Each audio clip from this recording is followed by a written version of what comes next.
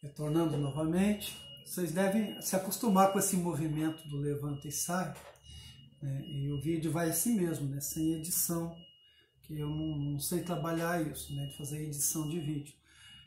Então, como o celular tá posicionado, né, à minha frente, eu tenho que desligar e desligar.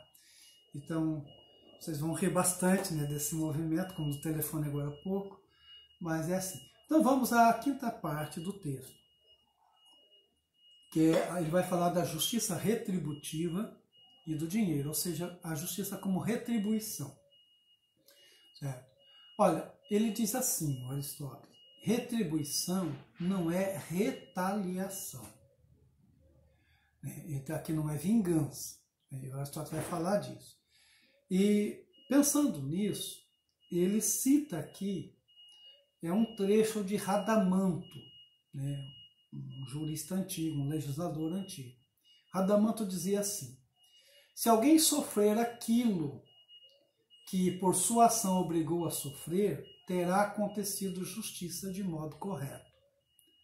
Essa é a justiça retributiva do Radamanto, que é o que o Aristóteles vai chamar de retaliação, é a vingança. Então, se você matou alguém, você vai ser morto. É o que a gente pede. Muita gente que pede pena de morte é nesse sentido aí. Então, se você cortou o braço de alguém, não é aquela história do olho por olho, dente por dente, que o Cristo menciona, que é a lei do talião. A lei do talião, que é uma lei antiga, né? Inclusive tem publicado aqui no Brasil, nessa mesma coleção aí da Edipo. Então, o Aristóteles não aprova isso, ele reprova, né? Ele vai dizer que retribuição não é retaliação, não é uma questão de vingança, né? A retribuição ela tem que ser proporcional, né? É a que mantém em conjunto pessoas e instituições, né? Mantém a existência em conjunto e atua por conjunção diagonal.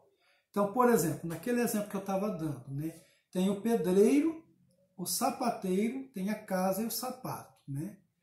Então, a igualdade proporcional, né, que vocês vão ver aí, ele vai fazer uns cálculos matemáticos, enfim, mas é assim, é bem simples. Olha, o pedreiro leva mais tempo para fazer uma casa do que o sapateiro mais tempo para fazer o sapato. Né? O pedreiro precisa de mais material para fazer a casa do que o sapateiro para fazer um sapato. Ocorre que o sapateiro não faz a casa e nem o pedreiro faz o sapato. O pedreiro precisa do sapato, o sapateiro precisa da casa. Então tem que ter aqui uma retribuição proporcional. Então vai precisar de um tanto de produção de sapato até você conseguir ter uma casa. Isso para ele é fácil entendimento. Tem gente que trabalha uma vida inteira, como meu pai, por exemplo, e não conseguiu ter uma casa. Meu pai, quando morreu, aos 62 anos de idade, ele estava pagando uma casa, no antigo BNH, a Coab, que antigamente.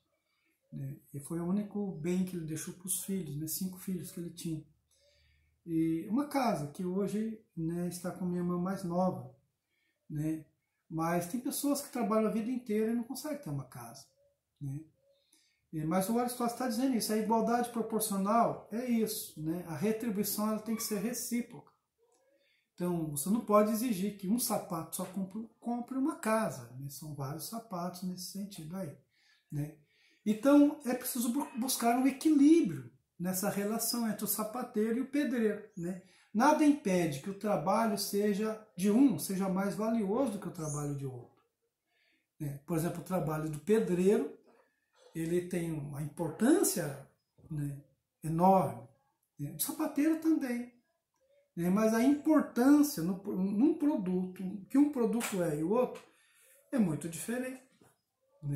Porque tem uma carga de trabalho, uma carga de tempo, coisa que o Marx mais tarde vai desenvolver bem. Mas é o Aristóteles que já está dizendo isso. Então o equilíbrio tem que ser buscado entre esses dois profissionais aí.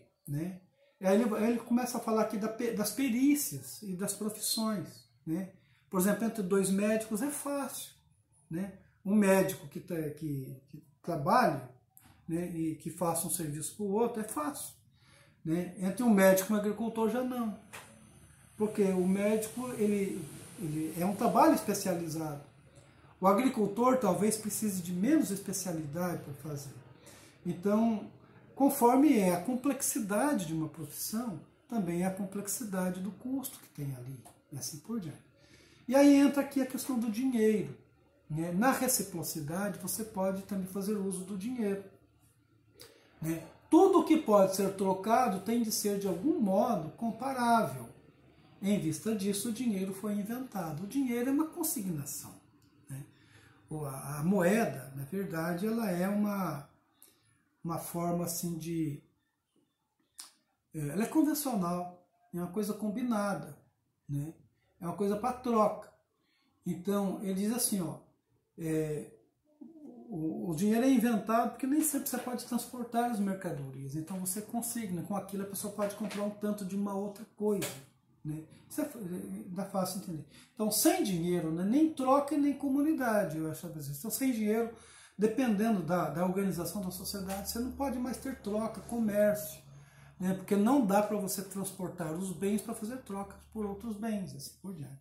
Então, o dinheiro passou a ser um padrão de avaliação, né? O dinheiro tornou-se como que representante da necessidade, suscetível de ser trocado de acordo com a convenção. Então, o Arthur já está falando disso aqui.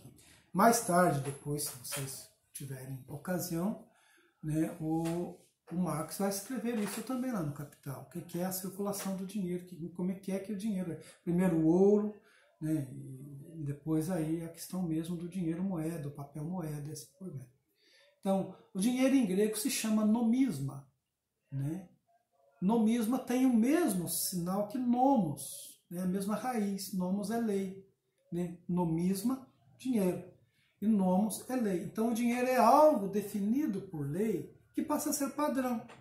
Padrão de economia, de troca, etc. É por isso que se tem o nome que tem, diz nomisma, mas por convenção, né? É uma coisa combinada entre os homens, né? Então a igualdade aqui, há uma justa retribuição proporcional da ação recíproca. Se não puder haver uma retribuição proporcional, não poderá haver comunidade. Por quê? Porque senão vai ficar assim, uma disparidade enorme entre as profissões e algumas pessoas simplesmente não sobreviverão, né? É o que nós chamamos aqui de troca, né? Aristóteles diz, né? Ocorre em virtude da necessidade. As pessoas trocam produtos, né, que produzem, né, em suas profissões porque precisam dos produtos umas das outras, coisa que o Sócrates estava falando no texto anterior do Platão que a gente leu lá da República, né? Alguém necessita de uma coisa do outro, para obtê-la lhe concede um privilégio. O privilégio que tem de usar também uma coisa que você produziu, né? E a troca futura, né? O dinheiro como garantia de eventual troca futura, quando não se tem necessidade de nada. Então, quando há uma produção excedente, você pode guardar o dinheiro, guardar, né? Então, o valor sempre será flutuante, né? Coisas como o necessário, o preço estabelecido. Então, o dinheiro é a medida que torna todas as coisas mensuráveis, ele estabelece a igualdade. Então, o dinheiro é parte dessa reciprocidade, né? Então, pensando bem, troca, vai lembrar a questão da comunidade, né? E aí você precisa de comensurabilidade, que são medidas, e essas medidas supõem uma determinada isonomia, uma determinada igualdade. Tudo é medido através do dinheiro. E aí ele vai dar exemplos aí, que depois vocês vão ler, vai parecer meio complicado, mas não precisa se preocupar muito com isso. Ele vai dizer assim, ó, para proporção, tem uma casa, tem 10 minas e tem uma cama, né? Aqui tem o trabalho do pedreiro, o trabalho do mineiro, o dono da mina, e o marceneiro. Então, cada um na sua proporção vai valer um tanto de casa, né? Várias casas vão valer um tanto de minas, né? Minas de ouro, de prata, enfim. E uma cama vai valer bem menos do que uma casa e assim por diante, né? Certo? Bom, então, a efetivação da justiça é o meio termo entre praticar e sofrer a injustiça. A justiça está aí, é o meio termo entre praticar e sofrer uma injustiça. Praticar é ter mais do que é devido, e sofrer é ter menos do que é devido. Então, é nessa situação que a justiça reparativa, ela entra, né? A justiça é aquilo em vista do qual o justo pratica as suas ações, por decisão própria, de acordo com o que é justo. Certo? E a distribuição, tendo em vista o igual acordo com a justiça, tal como ela é determinada pelo princípio de proporção. Então, buscar esse igual é o papel do juiz, né, de quem administra a justiça. E a injustiça, então, ela é simultaneamente excesso e defeito. Né? A injustiça está sempre no excesso e defeito. Excessiva em vista do absolutamente vantajoso e defeituosa em vista do absolutamente nocivo. Então, entre perdas e danos, entre aquilo que é mal e aquilo que é bem, né, a intensidade com que se vai nisso, com que se sofre, né, ou se pratica isso, é que é injustiça. Né? E o modo de violar o princípio de proporção. Isso é injustiça, olha lá. Da injustiça praticada, ele diz o seguinte: sofrê-la é o menor dos males. Né? Da injustiça praticada, sofrê-la é o menor dos males. E praticá-la é o maior dos males. Aqui, quando vocês olharem esses slides, ele é o slide 97, que está postado lá para você. Não esqueça, 97. Vamos entender bem isso aqui, que pode parecer esquisito. Né? O Aristóteles está falando da injustiça. Né? Mas a preocupação dele durante todo o texto é com a justiça, o caso de você ser justo. Justo como um todo. Tá certo? Então, ele diz o seguinte, olha, sofrer injustiça no âmbito, na direção da pessoa que quer ser justa, que precisa ser justa, que precisa se realizar enquanto cidadão, sofrer uma injustiça é menos mal do que praticar uma injustiça. É isso que significa o que está escrito nesses slides aqui. Sofrê-la é o menor dos males.